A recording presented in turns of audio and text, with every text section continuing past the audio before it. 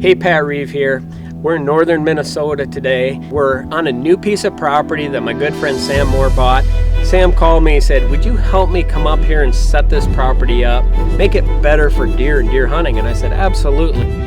What's our next step here? Is it that food plot? Next step is just basically spraying that plot and getting the weeds and stuff killed so we can then in a couple weeks come in and till it. Goal number one for today.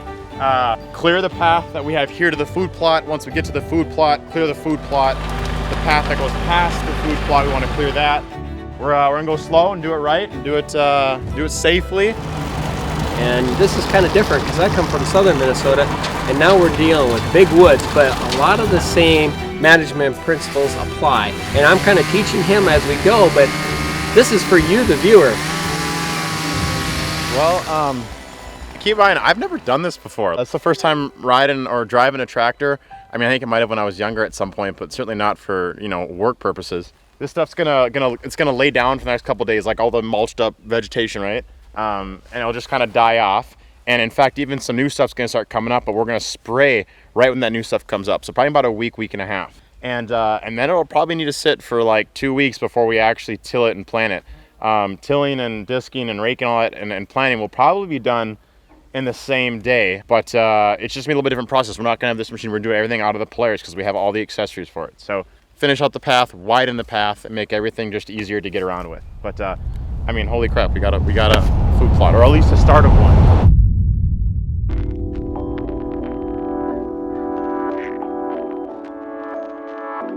Step. So that's high level, but we're also gonna have features underneath it. It's I'm really happy about it. It's a great size for hunting, and you don't want to make your kill plots or your harvest plots or your hunting plots too big, or else you're just going to be sitting looking at the deer all the time. We're on to our next phase of the project here, and today we're going to be spraying, which is really important. A lot of people kind of miss this aspect, and if you're going to grow good food plots, you got to get rid of the weeds, and that's what we're going to do today. Using Roundup as spray, and yeah, that's the next step, is just getting this thing killed and ready to plant. All right, so I mean, Pat, I get the thought process. I mean, you told me we have to spray, and I know that you said it's important, but like, are you saying, give me a situation here. If I were to till this, we have the accessories to do it, and you didn't spray, I mean, like, how crucial is this, and why is it so important? Well, a lot of people miss this step, and you're totally crucial, in my opinion, to take care of the weeds because they're invasive. They're going to be what comes up first and basically takes the nutrients out of the plants you're trying to grow, which is your food plot stuff. So we literally take away the water, the nutrients, everything you want to grow what you're planting. Yeah, they're already established on your plot here. So you got to get those killed off and take care of them so they're not competing with what you're trying to grow. This is our only food source we're planting for this property. We're putting all the time and effort to do this, to have everything burn off, to let it sit. We might as well do it the right way because we're trying to create as much food for the whole season as we can. As long as the better it grows in, the better, it's going to last everything, right? Exactly. It's cool. The effort you put into it, it's the results you're going to get. Perfect.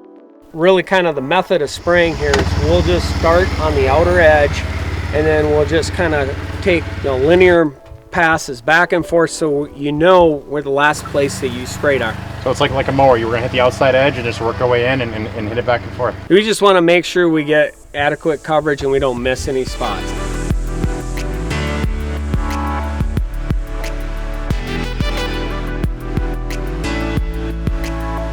All right, that should do it. Slick too. That didn't take long. Why the cross? Just so you know, it's hard to tell where you're going right now because it's dry out. You can't see your tracks. So, we're not putting too much spray on it to where it's gonna have residual, like effects. Puddles or anything like that. Yeah. We don't want it to, hamper the growth of the new stuff you're gonna plant. But yep. What it's gonna do is it's gonna take a couple weeks now to burn this down. You got a lot of wild strawberry in here. You got some quackgrass. But it'll take care of it. It'll knock it out, and then after probably a 2-week burn down, be ready to start your planting cycle. We'll want to work this ground up. I'm a big believer in kind of tilling it up. I I'm not sure exactly. You got attachment for the Polaris? Yeah, we got quite a few, and we got a couple different things to choose from that should do the job just fine. Yeah, I mean, you don't need big equipment in these small plots. This is, I mean, what you got going here, and what anybody can apply to do themselves is, you got a piece of property you're starting with. It's not a giant piece of property. It don't need to be. I started with 20 acres, yeah. And you got way more than I got.